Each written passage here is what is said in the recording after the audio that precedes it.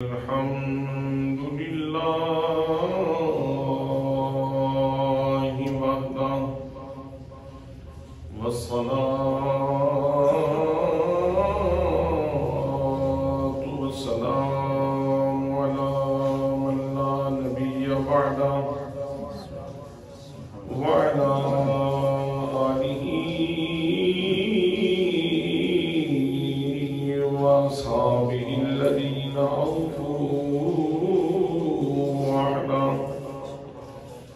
أما بعد فأعوذ بالله من الشيطان الرجيم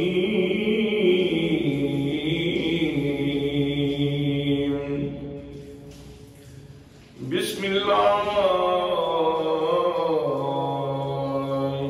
الرحمن الرحيم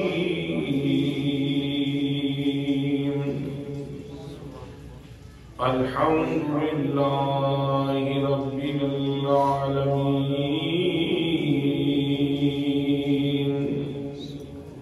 وقال الله تعالى في مقام آخر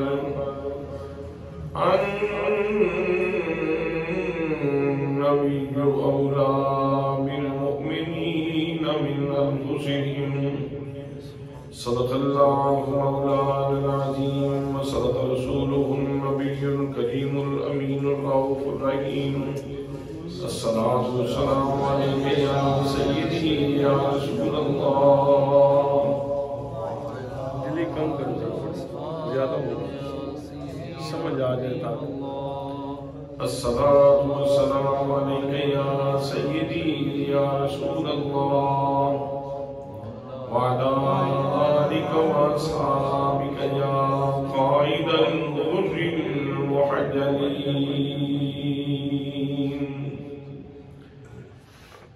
ہر سوانی جہاں اپنی جھولی بنے مستدی مصطفیٰ کی صدا خیر ہر سوالی جہاں اپنی جھولی بنے مصطفیٰ کی صدا خیر ان کی چوکھٹ سے اٹھ کے نہ جائے کہیں ان کے در کے گدا کی صدا خیر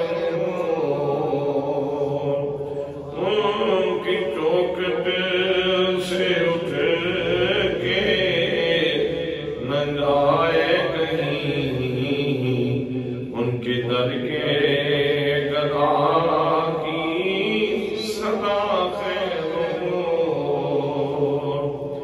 ہجر میں بھی تڑپنے کا ہے ایک مزہ لیکن ان سے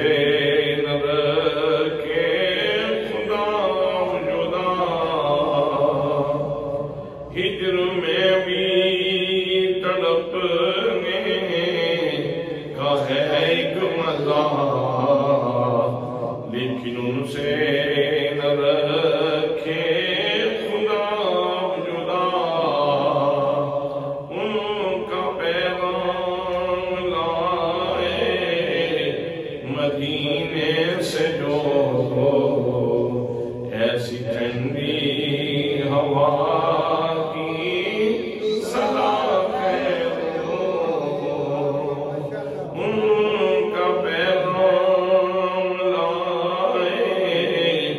مدینے سے جو ایسی ٹھنڈی ہوا کی صدا خیر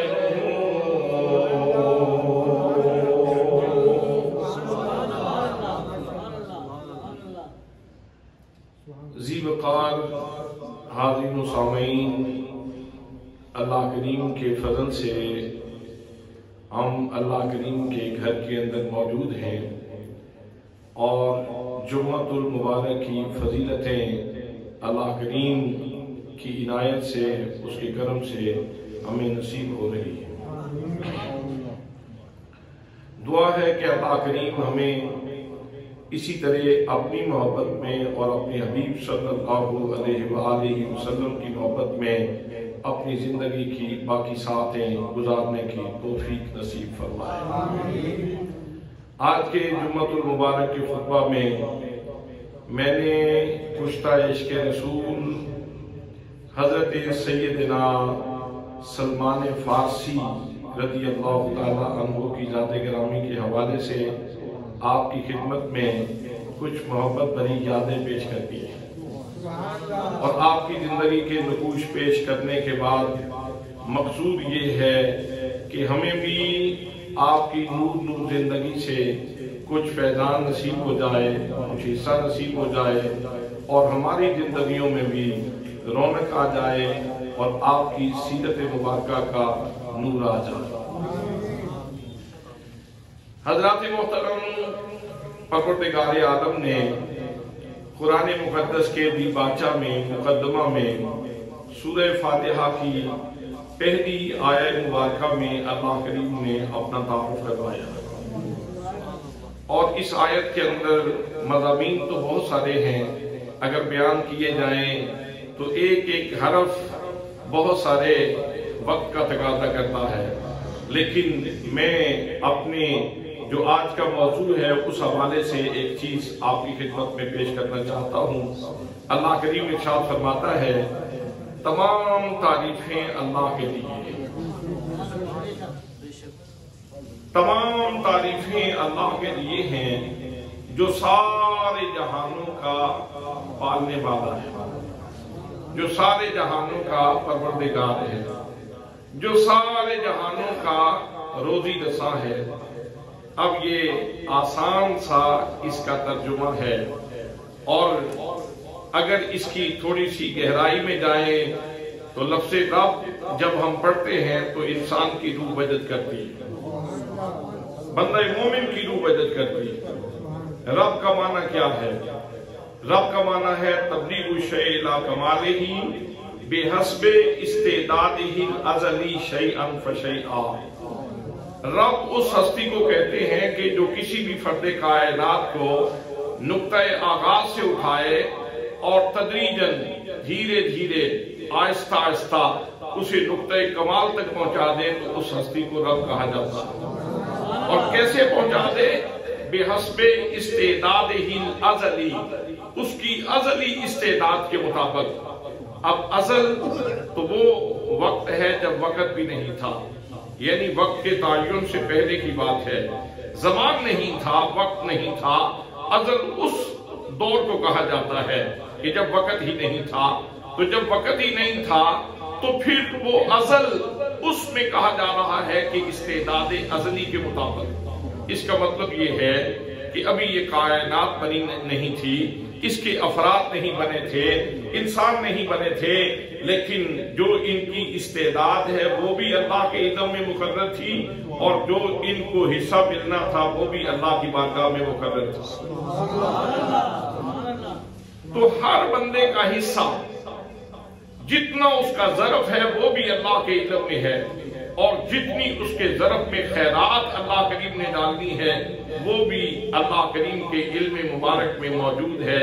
حضرات محترم، کسی کے ظرف میں دیدار رسول لکھا تھا، سو اللہ کریم نے اس کو اپنے حبیب صلی اللہ تعالیٰ علیہ وسلم کے دور ہمایوں میں، دور اقدس میں پیدا کر دیا۔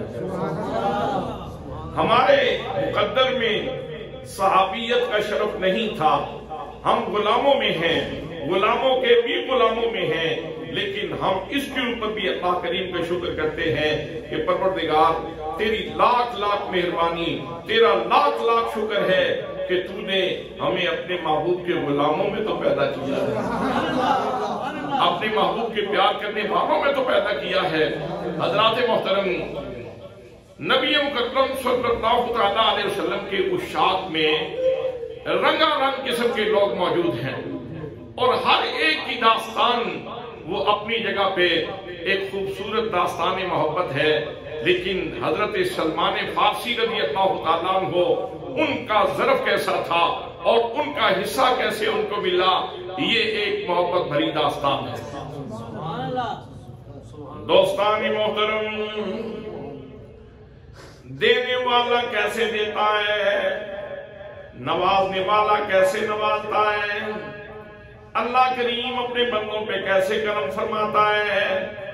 جناب سیدنا حضرت سلمان فارسی رضی اللہ تعالیٰ عنہ، آپ کو وہ شرف نصیب ہے، آپ کو وہ مقام نصیب ہے جو حضرت صدیق اکبر کو نہیں ملا، جناب فاروق اعظم کو نہیں ملا، جناب سیدنا عثمان غنی کو نہیں ملا۔ حضرات محترم، ان کا شرف یہ ہے جب نبی مکرم صلی اللہ تعالیٰ علیہ وسلم کی خدمت میں آئے، کسی نے کہا اس کا تو یہاں رشتہ دار کوئی نہیں، نبی مکرم صلی اللہ تعالیٰ علیہ وسلم نے فرمایا او میرے صحابہ کرام، آئندہ کوئی بندہ سلمان کے بارے میں یوں بات نہ کرے، بلکہ فرمایا سلمان منا اہل البیت، فرمایا سلمان کو میرے گھر کا فرض سمجھو، میرے اہل بیت کا فرض سمجھو، میں اپنے اختیار سے اس کو اپنے اہل بیت میں شامل کر رہا ہوں۔ یہ ہے وہ حضرت سلمان فارسی، اصفہان کے رہنے والے تھے، ایران کے اندر اصفہان ہے، وہاں کے رہنے والے تھے، کنیت ان کی ابو عبداللہ ہے، نام ان کا سلمان ہے، ان کے والد سلاطین ایران کی اولاد میں سے تھے، مجوسیت مذہب تھا، بہت بڑا آتش کدہ تھا ان کا، اپنے گھر کا آتش کدہ تھا، اس کی خدمت کیا کرتے تھے، آگ کو بوجھتے تھے۔ والد نے ڈیوٹی لگا رکھی تھی، بیٹا تم نے لکڑیوں کا انتظام کرنا ہے، آگ کا انتظام کرنا ہے، آپ خود بھی پوجا کرو اور آتش کدے کا انتظام بھی کیا کرو۔ لیکن حضرت سلمان فارسی کو جو اللہ کریم نے سوغات محبت ازل سے عطا فرما رکھی تھی، جو روح کی پاتال میں اللہ کریم نے اپنا جوہر محبت انڈیلا تھا، وہ جوہر محبت ان کو مجبور کرتا تھا کہ وہ تلاش کریں اپنے اصل مطلوب کو، اپنے اصل مطلوب کو تلاش کریں، اپنے اصل مقصود کو تلاش کریں، اپنے اصل معبود کو تلاش کریں، اپنے اصل محبوب کو تلاش کریں، یہ ان کو مجبور کرتا تھا۔ ایک دن والد نے کھیتوں میں بھیجا، بیٹا فلاں کام کراؤ۔ جناب سلمان فارسی رضی اللہ تعالیٰ عنہ باہر آئے، راستے میں گرجا تھا، وہاں رک گئے، جب قریب کھڑے ہوئے تو گرجے کے اندر راہب دعا مانگ رہا تھا، اس نے اللہ کا نام لیا، جیسے ان کے کانوں میں اللہ کریم کا نام پڑا تو چونک گئے، اپنا کام چھوڑ دیا، اندر چلے گئے، راہب کے پاس جا کے کہنے لگے ابھی میں نے ایک نام سنا ہے، مجھے اس کے بارے میں کچھ بتاؤ، مجھے معلومات دو، مجھے اپنے مذہب کے بارے میں بتاؤ۔ تو راہب نے اپنے مذہبی تعلیمات سے ان کو آگاہ کیا، آگہی دی، شعور دیا، اللہ کریم کے وحدہ لا شریک ہونے کے بارے میں بتایا۔ اب یہ بیٹھ کے اس کی باتیں سن رہے تھے۔ والد اپنے بیٹے کے ساتھ بہت پیار کرتا تھا سلمان فارسی سے، اور ایک لمحے کے لیے بھی ان کو اپنی آنکھوں سے دور کرنا برداشت نہیں کرتا تھا۔ اس نے کہا بیٹے کو کافی دیر ہو گئی ہے، واپس لوٹ کے نہیں آیا۔ 2 بندے بھیجے، کہا کہ سلمان کا پتہ کرو۔ آدمی آئے تلاش کرتے کرتے، جب گرجے کے پاس پہنچے ان کی نظر پڑی سلمان فارسی کے اوپر۔ سلمان فارسی کو ساتھ لیا، لے کے گھر چلے گئے۔ والد نے پوچھا میرے بچے کہاں چلے گئے تھے؟ میں تو پریشان ہو گیا، تم کہاں چلے گئے تھے؟ اتنی دیر کیوں لگا دی؟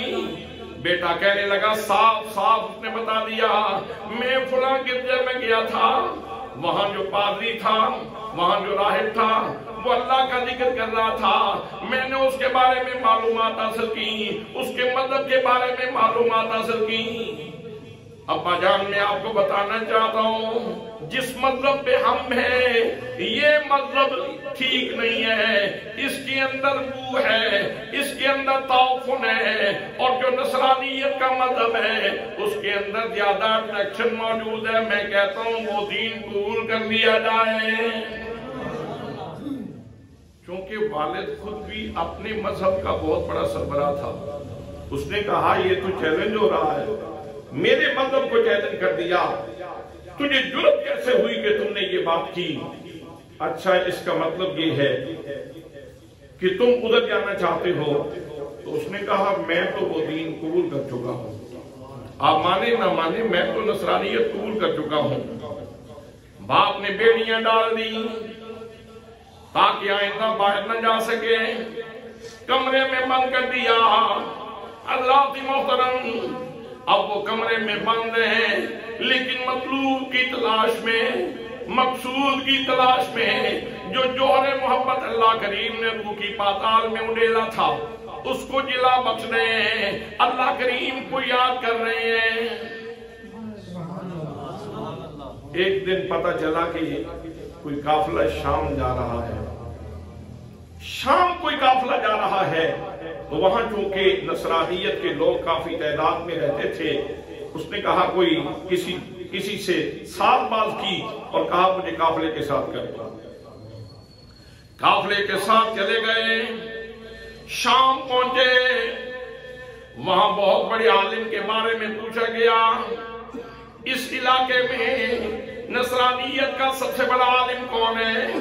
لوگوں نے بتایا فلاں عالم ہے، وہ مرجع خلائق ہے، لوگ اس کے پاس اپنے مذہبی مسائل لے کے جاتے ہیں، تم ان کے پاس چلے جاؤ، تمہارے روح کو تسکین مل جائے گی، تمہارے دل کا سکون اس کے پاس موجود ہے۔ سلمان فارسی رضی اللہ تعالیٰ عنہ آپ فرماتے ہیں میں اس کے پاس گیا، اس کی خدمت میں رہا، اس کی خدمت کرتا رہا، لیکن میں نے اس کو دیکھا کہ اس کے قول اور فعل میں بہت تضاد تھا۔ وہ لوگوں کو کہتا کہ صدقہ کرو، اللہ کے راستے میں مال خرچ کرو، لیکن خود وہ بڑا طماع تھا، بڑا لالچی تھا اور پیسے جوڑ جوڑ کے رکھتا تھا۔ لوگوں کو نیکی کی تعلیم دیتا، خود برے عمل کرتا۔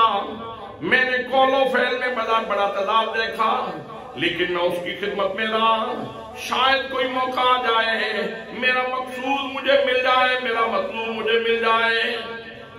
بالآخر وہ راہب دنیا سے چلا گیا۔ سلمان فارسی رضی اللہ تعالیٰ عنہ فرماتے ہیں میں نے اس کے عقیدت مندوں کو کہا او پگلو مجھے بھی بیوقوف بنایا، خود بھی بیوقوف بن رہے ہو۔ جس کو تم عالم سمجھتے تھے، جس کو تم زاہد سمجھتے تھے، جس کو تم دنیا سے بے رغبت سمجھتے تھے، وہ تو دنیا کا بہت بڑا پجاری تھا، اور اگر تم کہو تو میں اس کے اوپر دلیل پیش کرتا ہوں۔ اب کتابوں میں دو طرح کی روایت موجود ہے، ایک یہ ہے کہ حضرت سلمان فارسی نے 100 مٹکے سونے اور چاندی کے تہ خانے سے نکال کے باہر رکھا، اور ایک روایت میں یہ ہے کہ 7 مٹکے سونے اور چاندی کے بھرے ہوئے تہ خانے سے نکال کے سامنے رکھ دیے اور کہا کہ یہ دیکھو، تمہیں تو وہ کہتا تھا صدقہ کرو، اور خود اس کی کیفیت یہ تھی۔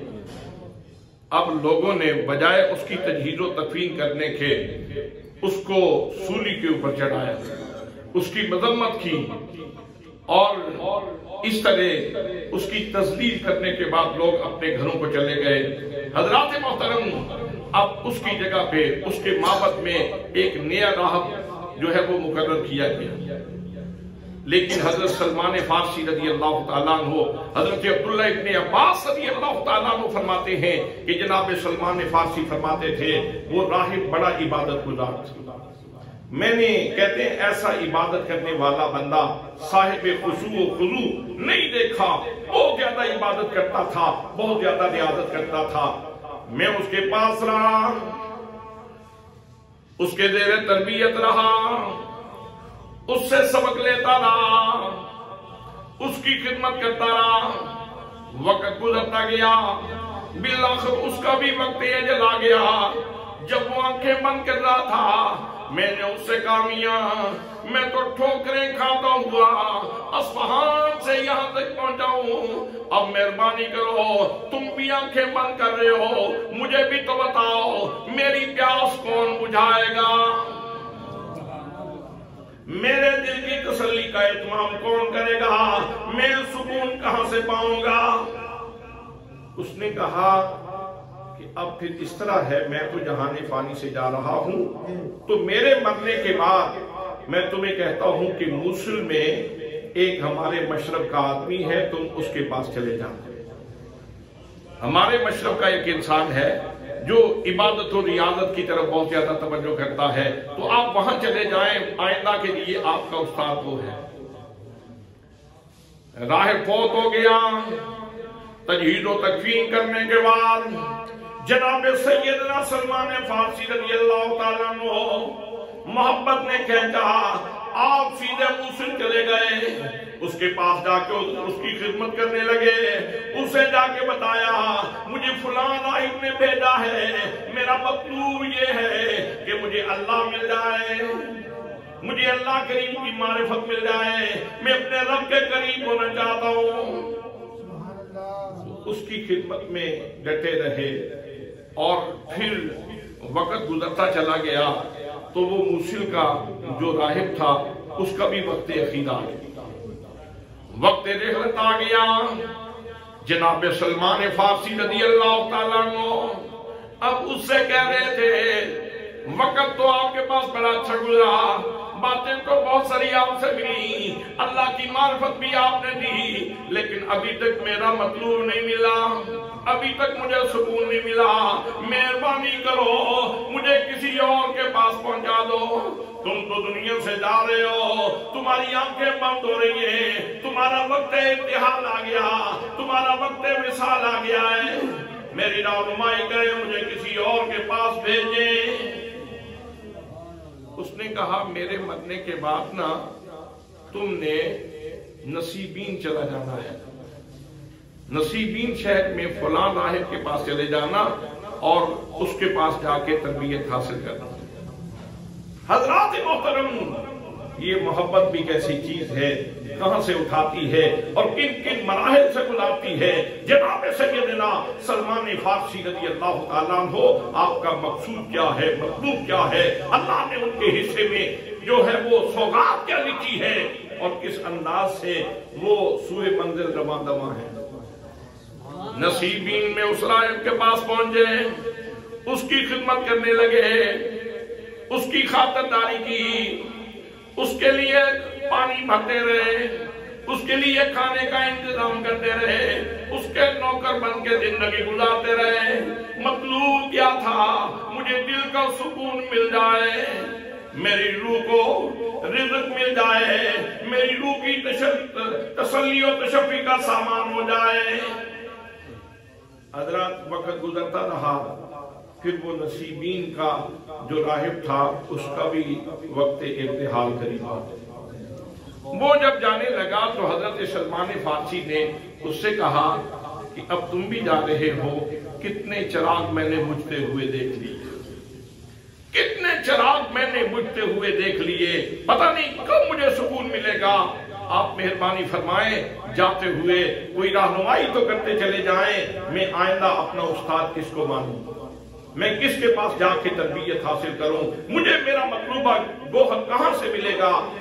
تو اس نے کہا اچھا اب اس طرح ہے کہ تم یہاں نصیبین میں تو کوئی ایسا بندہ نہیں ہے، تم اموریہ میں چلے جاؤ، وہاں ہمارے مشرق کا ایک بندہ ہے، ایک نیک صالح آدمی ہے، اس کے پاس جاؤ اور اس کے پاس جا کے یہ نور حاصل کرو، شاید تمہاری تسکین کا سامان وہاں ہوتا ہے۔ اب جناب سلمان فارسی رضی اللہ تعالیٰ عنہ نصیبین سے اموریہ پہنچے، اس راہب کے پاس جا کے دانو طلبوں سے کیا، اس کی خدمت کرنے لگے، اسے اپنی بپتا سنائی، میں اصفہان سے چلا تھا، بیڑیاں پاؤں میں تھیں، فلاں کے پاس سے ہوتا ہوا تمہارے پاس آیا ہوں، اب تو مہربانی ہو جائے، میرے دل کی تسلی کا سامان ہو جائے، مجھے تسکین ہو جائے، مجھے گوہر مراد مل جائے، مہربانی کرو، میری تشفی کا انتظام کرو۔ اس نے اپنے پاس زیر تربیت رکھا، کچھ عرصہ گزرا تو اب اللہ کا بلاوا اس کو بھی آ گیا، اب اس کے بھی جانے کی تیاری ہونے لگی۔ بیماری کے آثار نمایاں ہو گئے، ایسی بیماری آ گئی جو ناقابل علاج تھی۔ اب وہ راہب بھی دنیا سے جا رہا تھا، جناب سلمان فارسی رضی اللہ تعالیٰ عنہ، ان کی آنکھوں میں آنسو تھے اور کہہ رہے تھے پتہ نہیں میرا گوہر مجھے ملے گا کہ نہیں ملے گا، میری مراد مجھے ملے گی کہ نہیں ملے گی، پتہ نہیں کتنی ٹھوکریں مزید کھاؤں گا، کتنے چراغ بجھتے ہوئے اور دیکھوں گا۔ اب راہب سے بول کے کہنے لگے مہربانی فرماؤ، جاتے جاتے میری رہنمائی تو کرتے جاؤ۔ کہا تم نے بہت ٹھوکریں کھا لی ہیں، اب تمہیں کسی اور کے پاس تو جانے کی ضرورت نہیں، میں تمہیں بتانا چاہتا ہوں اب تم کسی راہب کے پاس نہ جاؤ، وقت قریب آ گیا ہے، پیغمبر آخر الزمان کا وقت ظہور قریب ہے، ان قریب وہ حجاز سے دور فرمائیں گے اور ان کی ہجرت گاہ نخلستان کا علاقہ ہوگا۔ میں کہوں گا کہ تم اب سیدھے انہی کے پاس چلے جاؤ، انہی کے پاس تمہارا درد کا مداوا ہے، انہی کے پاس تمہارے زخم کی مرہم ہے، انہی کے پاس تیرے دل کا علاج ہے، انہی کے پاس تیری روح کی تسکین کا سامان موجود ہے، ان کے پاس چلے جاؤ۔ کوئی نشانیاں تو بتا دو تاکہ پہچان آسان ہو جائے۔ اس نے کہا میرے علم کے مطابق میں تمہیں 4 نشانیاں بتاتا ہوں۔ ایک تو حجاز سے ظاہر ہوں گے اور ان کی ہجرت گاہ نخلستان کا علاقہ ہوگا، کھجوروں والا علاقہ۔ اور دوسری نشانی یہ ہے کہ اگر ان کو صدقہ دیا جائے گا تو وہ صدقہ نہیں کھائیں گے۔ تیسری نشانی یہ ہے کہ ان کو ہدیہ دیا جائے گا تو وہ ہدیہ قبول کر لیں گے۔ اور چوتھی نشانی یہ ہے کہ ان کے دونوں کندھوں کے درمیان مہر نبوت موجود ہوگی، نشان موجود ہوگا۔ جہاں یہ 4 نشانیاں پوری ہو جائیں وہاں پھر تم مزید غفلت کا مظاہرہ نہ کرنا، اس ہستی کے دامن کرم کو تھام لینا، اس ہستی کے دامن کرم کو تھام لینا۔ اب سلمان فارسی رضی اللہ تعالیٰ عنہ آپ فرماتے ہیں میں اموریہ میں مالدار بھی ہو گیا تھا، میرے پاس گائیں بھی تھیں، بکریاں بھی تھیں، لیکن دولت ہونے کے باوجود سکون نہیں مل رہا تھا۔ ایک قافلہ حجاز مقدس جا رہا تھا، میں نے قافلے والوں سے کہا اور قافلے والوں میری بکریاں لے لو، میری گائیں لے لو، میرا سامان لے لو، مجھے پتا چلا ہے پیغمبر آخر الزمان حجاز مقدس میں آنے والے ہیں، مہربانی کرو مجھے ان کے دیس لے چلو۔ میں ان کی خدمت میں حاضر ہونا چاہتا ہوں۔ انہوں نے میری آفر تو قبول کر لی لیکن میرے ساتھ زیادتی کی، انہوں نے میری گائیں اور بکریاں بھی لے لی، سامان بھی لے لیا، اور زیادتی یہ کی کہ مجھے ایک یہودی کے ہاتھ میں وادی قرا میں بیچ دیا، یہودی کے ہاتھ میں مجھے غلام بنا کے بیچ دیا۔ اب میری زندگی غلامی کی زندگی تھی، میں کسی کے اشاروں پہ کام کر رہا تھا لیکن دل کے اندر حسرت تھی کہ میں جس کا طالب ہوں وہ مجھے مطلوب مل جائے، میں جس کا قاصد ہوں وہ میرا مقصود مل جائے، جس شمع سے میں نے روشنی حاصل کرنی ہے وہ مجھے چراغ مل جائے، سراج منیر مل جائے، میں اس کی تلاش میں تھا۔ اب اس یہودی نے یہ کیا کہ اس نے مجھے ایک اور یہودی کے ہاتھ میں بیچ دیا۔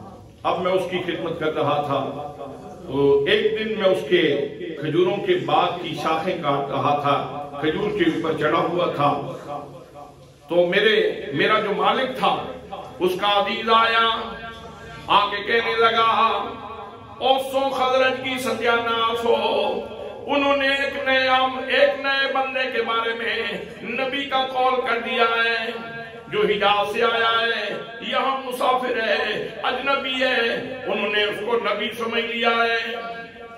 कहते हैं जैसे मैंने ये जुमला सुना ना उसकी जुबान से, तो मैं तो खजूर के ऊपर था, शाखे काट रहा था, वो ऐसे लगा जैसे बिजली मुझे लगी, मुझे करंट लगा और मुझे मेरे सीने के अंदर कैफ की एक लहर आई, मदद की एक लहर आई, सुकून की एक लहर आई। मुझे ऐसे पता चला जैसे किसी बंदे को तारीकी में कोई रोशनी की किरण मिल जाए।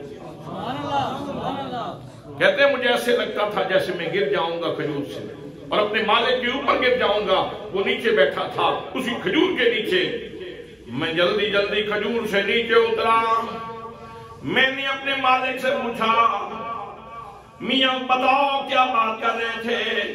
अभी तुम किसी नबी के बारे में बात कर रहे थे। वो कहने लगा जाके खजूर का काम करो। उसने मुक्का रसीद किया मुझे और कहा गुलाम होकर बातें नबियों के बारे में पूछते हो, जाओ जाके अपना काम करो। मैंने कहा काम तो कर रहा हूं, करूंगा, लेकिन ये क्या मामला है, पूछने में क्या हर्ज है, तुम थोड़ा सा बता दो। तो उसने कहा जाओ जाके अपना काम करो। लेकिन मेरे कान से वो बात अंदर मेरे सीने में जा चुकी थी। दिन को काम करता रहा, शाम को मेरे पास खाने की कोई चीज मौजूद थी। मेरी पहली निशानी तो पूरी हो चुकी थी कि नबी मुकर्रम सल्लल्लाहु अलैहि वसल्लम की हिजरत का नखलस्तान होगी, खजूरों का इलाका होगा और ये मदीना तैयबा का इलाका है जहाँ खजूरें मौजूद हैं। इसलिए पहली निशानी तो पूरी हो गई। शाम को मेरे पास खाने के लिए कुछ चीज मौजूद थी, मैं उनकी खिदमत में हाजिर हुआ। नबी मुकर्रम सल्लल्लाहु अलैहि वसल्लम कुबा में मौजूद थे। कुबा शरीफ में मैं भी हाजिर हुआ। जाके अर्ज की कि आप मुसाफिर हैं, आप अजनबी हैं, आप मुसाफिर हैं, ये मैं सदके का कोई माल लाया हूँ, मेहरबानी करें आप तनावुल फरमा लें। आपने वो माल सहाबा किराम की तरफ जो हिजरत करने वाले साथ थे उनको दिया। कहा कि हम सदका नहीं खाते, हम सदका नहीं खाते। अब सलमान फारसी के चेहरे पे रौनक आ गई, आंखों में चमक आ गई। लो दूसरी शर्त भी पूरी हो गई, दूसरी निशानी भी पूरी हो गई। कहते हैं चंद दिन गुजरे, फिर मैं कुछ माल लेकर नबी मुकर्रम सल्लल्लाहु अलैहि वसल्लम की खिदमत में हाजिर हुआ और मैंने कहा करीम मेहरबानी फरमाओ। अगले दिन भी लेके आया था, वो सदके का माल था, आपने वो खुद तनावुल नहीं फरमाया और अब मैं ये हदिया देने आया हूँ, मेहरबानी फरमाओ इसको कबूल कर लो। नबी मुकर्रम सल्लल्लाहु अलैहि वसल्लम ने मुस्कुराते हुए हदिये को कबूल कर लिया। अब मेरी तीसरी निशानी भी पूरी हो गई, चौथी निशानी रह गई थी। मैंने फिर एक दिन वक्त निकाला काम से, क्योंकि गुलाम था, काम भी करना पड़ता था और दिल भी करता था कि उनकी सोबत में जाऊं, उनके पास बैठूं। तो एक दिन मैंने वक्त निकाला, नबी मुकर्रम सल्लल्लाहु अलैहि वसल्लम की खिदमत में हाजिर हुआ। आप बकी शरीफ में किसी का जनाजा पढ़ा के आ रहे थे। मैंने पीछे होके मोहरे नबूवत देखने का इरादा किया। नबी मुकद्दम सल्लल्लाहु अलैहि वसल्लम ने मेरे इरादे को भांप लिया। मेरे आका करीम सल्लल्लाहु अलैहि वसल्लम ने अपनी कमर से चादर उठा दी, फरमाया सलमान देख लो जो कुछ देखना चाहते हो। सलमान ने फारसी कहते हैं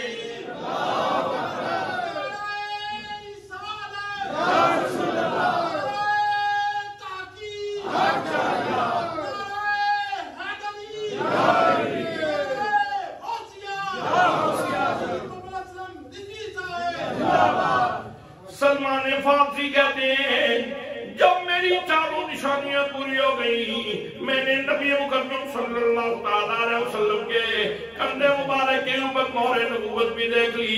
अब मैं हुजूर के ऊपर गिर गया, नबी मुकद्दम सल्लल्लाहु अलैहि वसल्लम को चूमने लगा, नबी मुकद्दम सल्लल्लाहु अलैहि वसल्लम से प्यार करने लगा और मैंने फिर हाथ जोड़ के अर्ज की گئی ماں کیا بتاؤں کہاں سے چلاؤں تیری تلاش میں کتنے سفر کیے اصفہان سے چلاؤں بیڑیاں پاؤں میں تھی شام آیا ہوں تیری تلاش میں پھر موصل آیا ہوں تیری تلاش میں پھر نصیبین آیا ہوں تیری تلاش میں پھر میں اموریا آیا ہوں تیری تلاش میں صدیاں گزر گئی ہے تیری تلاش میں سفر کرتے ہوئے مہربانی فرماؤ میں جس کی تلاش میں تھا وہ منزل مجھے مل گئی ہے مہربانی فرماؤ مجھے کلمہ پڑھا اور مسلمان بنا دو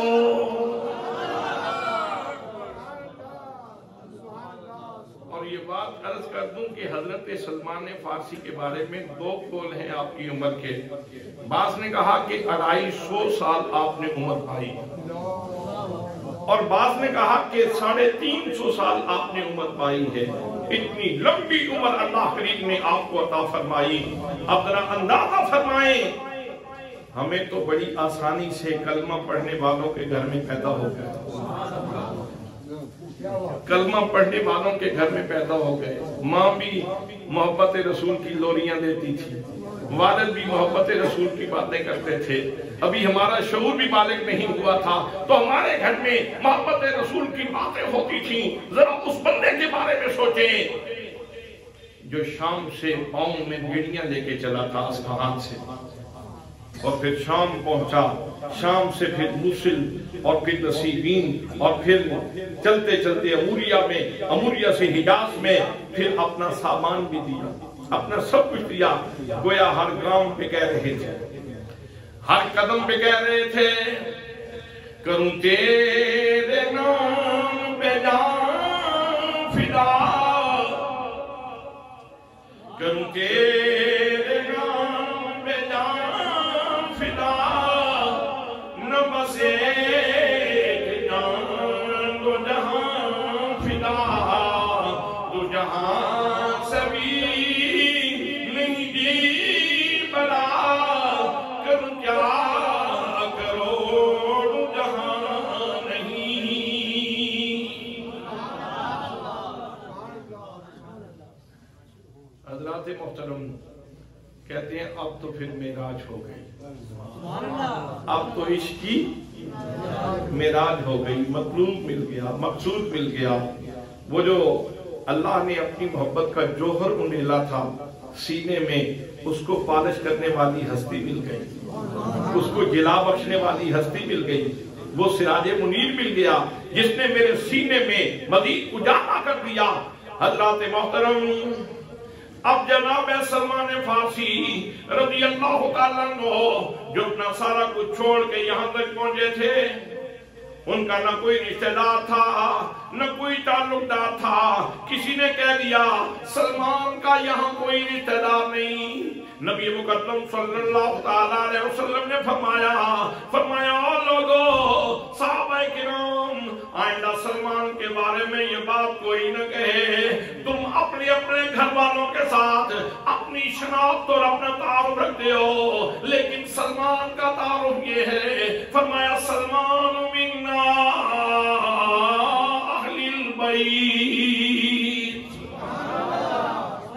سلمان ہمارے اہل بیت میں سے سبحان اللہ سلمان ہمارے اہل بیت میں سے ہے حضرات اس جملے کی لذت پائی ہے تو حضرت سلمان فارسی نے پائی ہے اور اس کی قدر کی ہے تو جناب سلمان فارسی نے کی ہے ساری زندگی گھر نہیں بنایا گھر بناؤں تو میرے گھر کی اللہ کی شناخت بنتی ہے میں جس گھر کا حصہ ہوں میں اسی گھر کا حصہ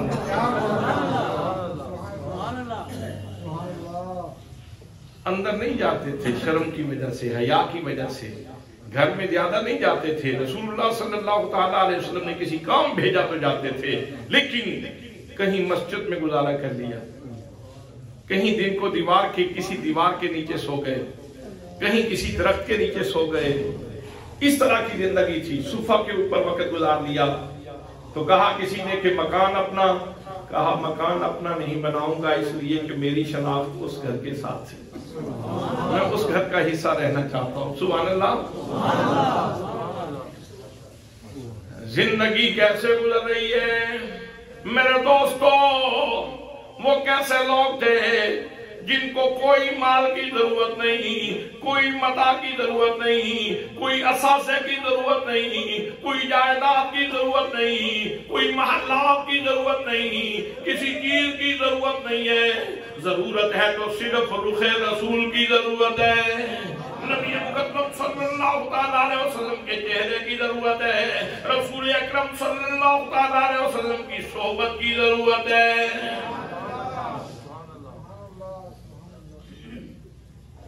हजरत उमर फारूक के दौर में आपको एक इलाके का गवर्नर बना दिया गया। तो किसी दोस्त ने कहा जिंदगी आपने इसी तरह बिता दी, आप कहें तो आपका एक छोटा सा घरौंदा बना लिया जाए। कहा जी तो नहीं चाहता, दुनिया फानी है, इस जहान को छोड़ जाना है। क्या गनी लोग थे, क्या साहिब इस्तिगना लोग थे, क्या दुनिया से बेरहमत लोग थे हजरात मोहतरम। फिर किसी ने कहा कि मैं ना आपकी मंशा और मर्जी और मजाज के मुताबिक बना देता हूँ। वो कैसे? कहा कि जब तुम लेटोगे ना तो तुम्हारे पांव इधर एक दीवार से टकराएंगे, सर दूसरी दीवार से टकराएंगे, और जब खड़े होके देखोगे तो तुम्हारा सर लकड़ियों से टकराएगा, इस तरह की। कहा इस तरह का छप्पर तो ठीक है, चलो वक्त गुजर जाएगा, जैसे दरख्त के नीचे भी तो बैठते हैं, गुजर जाएगा वक्त। ऐसी कोई चीज हो तो फिर ठीक है। हजरत मोहतरम जनाब सलमान फारसी रज़ी अल्लाह तआला अन्हु, उन्होंने गर्मो सर्द सब कुछ चखा था, सारा जहान देखा था, और जिस मकसद के लिए नबी करीम सल्लल्लाहु अलैहि वसल्लम की बारगाह में पहुंचे थे, उस मकसद को उन्होंने औजे कमाल तक पहुंचाया। मेरे आका करीम सल्लल्लाहु अलैहि वसल्लम ने इरशाद फरमाया, सलमान अपने मालिक के साथ मुकातबत कर लो। मुकातबत का मतलब ये होता है कि गुलाम को पैसे दो और उनसे आजादी छुटकारा ले लो। कहा या रसूल अल्लाह, कोशिश करता हूं लेकिन मुश्किल है, बड़ा जालिम है, सफाक है, लालची बड़ा है, तो वो कैसे छोड़ेगा? कहते मैं अपने मालिक के पास गया और मैंने कहा कि आप मुकातबत कर लें और मुझे छोड़ दें। उसने कहा इतनी आसानी से तो ये काम नहीं होगा। हाँ, एक सूरत बन सकती है कि तुम 300 बूटे खजूर के लगाओ, 300 बूटे खजूर के लगाओ, वो सरसब्ज़ शादाब हो जाएं, तो फिर तुम्हें आजादी मिल सकती है। और 40 ओकिया सोना, और एक रिवायत में है 40 ओकिया चांदी, वो तुम दोगे तो फिर तुम्हें आजाद कर दिया जाएगा। नबी मुकद्दम सल्लल्लाहु अलैहि वसल्लम की खिदमत में हाजिर हुए, आके हल्की करीम, उसने शर्त बड़ी कड़ी लगाई है, खजूर की उम्र तो बड़ी लंबी होती है, बड़े अरसे के बाद जाके परवान चढ़ती है। उसने कहा 300 खजूरें लगाओ, वो जब 700 शादाब हो जाएगी फिर तुम्हें आजाद किया जाएगा, और इतने ओकिया चांदी दो या सोना दो, फिर तुम्हें आजादी मिलेगी।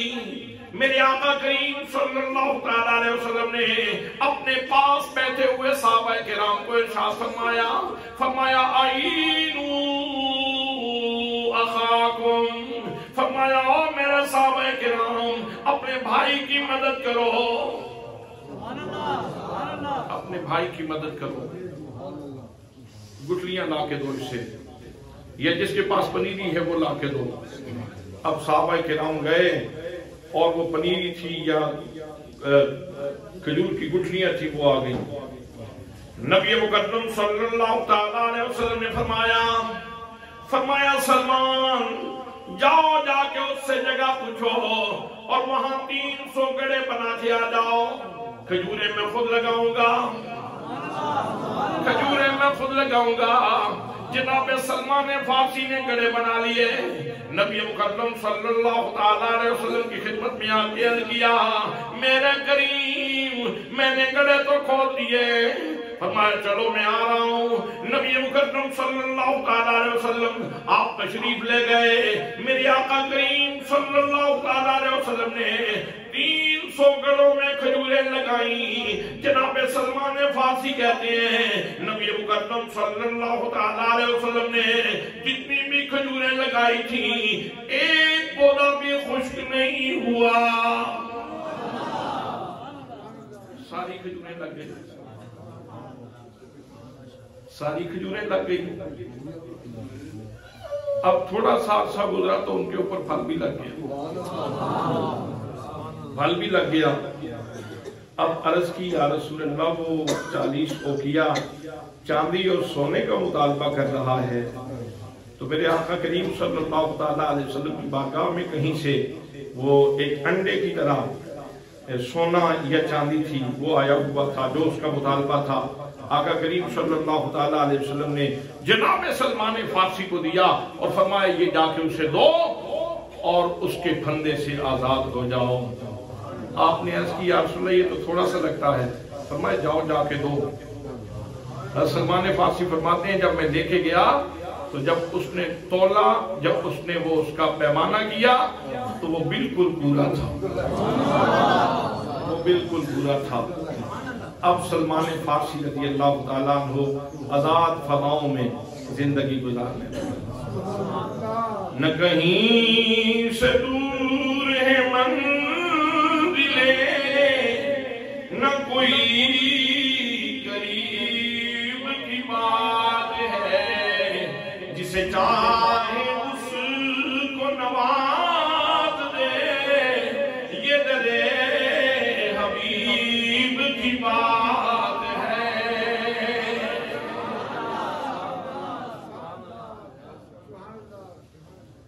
حضرات یہی وہ خوش قسمت صحابی ہیں کہ جب کسی نے پوچھا کہ تمہارا اپنا نسب تو ذرا بتاؤ، آج بڑا تکبر کرتے ہیں لوگ، میں گجر ہوں، میں چیمہ ہوں، میں چٹھا ہوں، میں ٹوانا ہوں، میں ملک ہوں، میں فلاں ہوں، میں فلاں ہوں۔ آئیے سنیے غلام رسول کا تعارف، نبی کے غلام کا تعارف سنیے۔ حسب و نسب پوچھا تو انہوں نے کہا حسب و نسب کیا بتاؤں، سلمان بن اسلام بن اسلام بن اسلام۔ میرا تو باپ بھی اسلام ہے، میرا تو دادا بھی اسلام ہے، میرا تو پردادا بھی اسلام ہے، میرا تو سب کچھ اسلام ہے۔ تو حضرات اتنی ٹھوکریں کھانے کے بعد جب حضور صلی اللہ علیہ وسلم کی بارگاہ میں پہنچے تو معراج ہو گئی، اس کی محبت کی معراج ہو گئی۔ اور پھر اس بارگاہ میں جب پہنچے تو جی اتنا بھرا کہ پھر کبھی مال و دولت کے بارے میں، کوئی اثاثہ اکٹھا کرنے کے بارے میں، یا کوئی جائیداد بنانے کے بارے میں، یا کوئی محلات بنانے کے بارے میں کبھی نہیں سوچا، کبھی نہیں سوچا۔ اور یہ انہی لوگوں میں سے ہیں جب حضور صلی اللہ علیہ وسلم کی خدمت میں موجود تھے تو ایک بندہ آیا نا، اس نے کہا جی 1200 بندے سمیت کلمہ پڑھوں گا تو ان غریبوں کو اپنے پاس سے اٹھا دیں۔ سلمان فارسی تھے، بلال حبشی تھے، سہیب رومی تھے، ابو ذر غفاری تھے، یہ پاس بیٹھے ہوئے تھے۔ جب اس نے کہا نا ان کو اپنے پاس سے اٹھا دیں، آپ سوچیں وہ کہاں سے بیڑیاں پاؤں میں پہنے ہوئے سلمان کہاں سے چلے تھے، ٹھوکریں کھاتے ہوئے ایک راہب کے پاس، دوسرے پادری کے پاس، تیسرے پادری کے پاس، چوتھے پادری کے پاس، پھر وہاں سے شام میں، پھر وہاں سے جو ہے وہ موصل میں، پھر وہاں سے نصیبین میں، پھر وہاں سے اموریہ میں، پھر وہاں سے حجاز میں، اور حجاز سے پھر مدینہ طیبہ میں۔ جس بندے نے اتنی ٹھوکریں کھائی ہیں اور مصطفیٰ تک پہنچا ہے، اس کو کہا جائے کہ تم یہاں سے اٹھ جاؤ تو آسان ہے؟